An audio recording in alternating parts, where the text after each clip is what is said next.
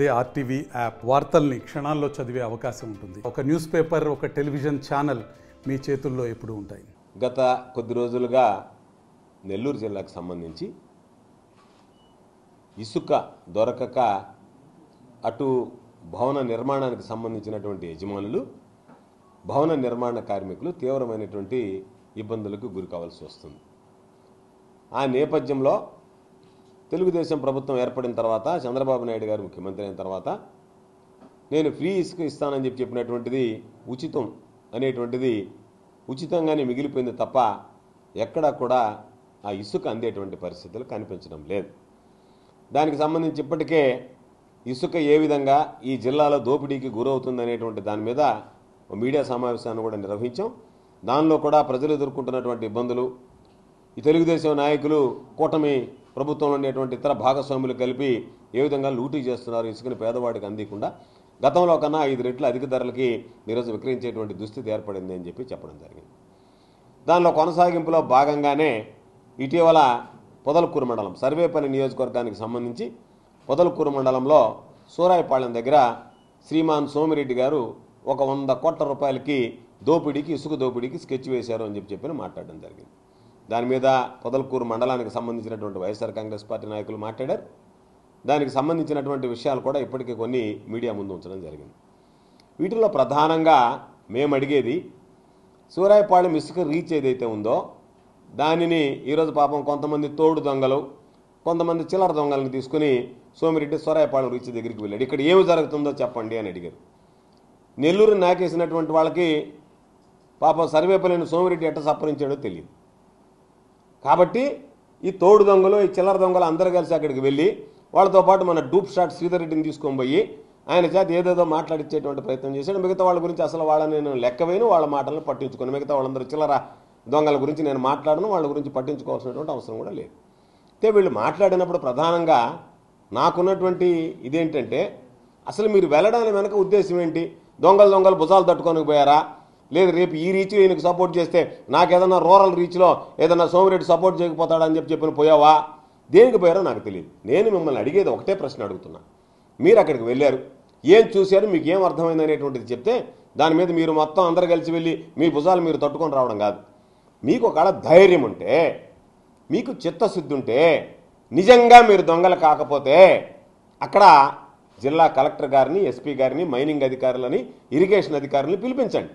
పిలిపించి ఆ ప్రాంత ప్రజల ప్రజాభిప్రాయ సేకరణ తీసుకుంటే వాస్తవాలు బయటకు వస్తాయి. సోమిరెడ్డి దోపిడీ ఉందా లేదా అనేటువంటిది తెలిసి వస్తుంది. మేమేమన్నాం, 100 కోట్ల రూపాయలకు నువ్వు స్కెచ్ చేసేవాటి ఇప్పటికే మొదలుపెట్టలేదే, మొదలుపెట్టకముందే మీరు 100 కోట్లు అంటున్నారంటే అంటే నీ రాబడిని బట్టి మేము మాట్లాడాలనా, నీకెంత రాబడి వస్తుంది అనేటువంటి దాన్ని బట్టి నేను కొన్ని విషయాలు చెప్పాను.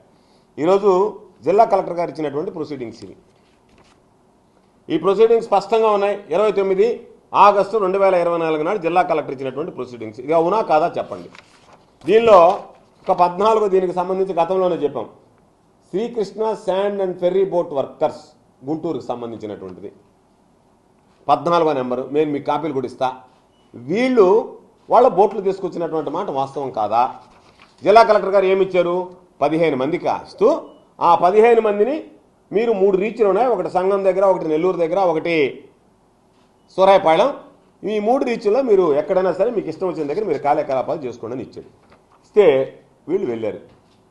ఇది వాళ్ళ బోట్లతో సహా వచ్చినటువంటి ఫోటో. పాపం బోట్లు తీసుకొస్తే ఆ శ్రీకృష్ణ బోట్స్ వాళ్ళని దింపనివ్వకుండా, మేము దింపమని చెప్పని మీరు వాళ్ళని ఒక బోటు దింపితే ఆ బోటుని తీసుకురానికుండా, 2వ లారీలో నుంచి అసలు బోటుని దింపకుండా అడ్డుకున్నటువంటి ఫోటో ఇది. ఇది వాస్తవమా కాదా? వీటితో పాటు నేను సిద్ధంగా ఉన్నా, మీరు మీ వాడు మీకు సంబంధించినటువంటి సోమిరెడ్డికి సంబంధించినటువంటి వీడియో ఈరోజు నేను సిద్ధంగా ఉన్నా, మీరు ఎవరికైనా సరే ఫోరెన్సిక్ ల్యాబ్కైనా పంపించి ఇది వాస్తవమా కాదా, ఈ వీడియో వాస్తవమా కాదా, నేను రెడీగా ఉన్నా, నేనే ఇస్తా. ఎమ్మెల్యేతో మాట్లాడి మీరు చేయాల్సిందే తప్ప బూతులు మాట్లాడేది వాళ్ళనైతే, కాంట్రాక్టర్లను అయితే అక్కడ కొడతాం ఇక్కడ కొడతాం అని చెప్పాను నేను. మొత్తం మీ ఉద్దేశం ఏంది? ఆ బోట్లో వెళ్ళి డ్రెడ్జింగ్ చేసినట్టుగా చేసి సూరాయపాళెం దగ్గర ఉన్నటువంటి ఆ ఇసుక దెబ్బలు, ఇరువురు రీచ్లో ఉన్నటువంటి ఇసుకని కొట్టాలనేటువంటి దుర్మార్గమైనటువంటి ఆలోచన చేశారు మీరు.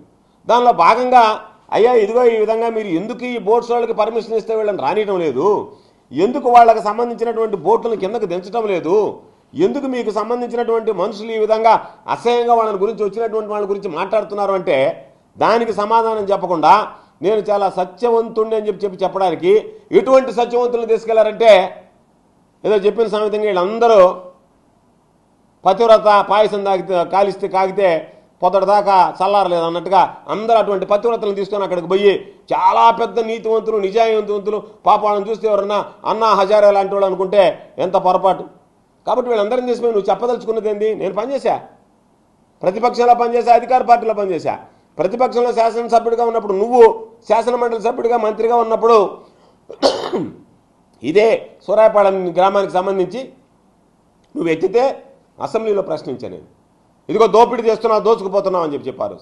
ఈరోజు మరలా చెప్పా, మేము అధికారంలోకి వచ్చిన తర్వాత మీరేదో ఆ కంపెనీలు ఈ కంపెనీలు చెప్తున్నారు, వాళ్ళు నాకే సరి వీళ్ళు నాకే సరి లేదంటున్నారు. ఎవరినైనా సరే ఛాలెంజ్ చేస్తున్నా అక్కడ గత 3-4 సంవత్సరాలుగా ఎప్పుడైనా సరే సూరాయపాలెం రీచ్లో ఇసుక తట్టడ పుట్టను తరలించారా? ఎవరైనా వచ్చి తీసుకెళ్లారా? ఒకసారి మీరు రుజువు చేయండి. మీరు రుజువు చేస్తే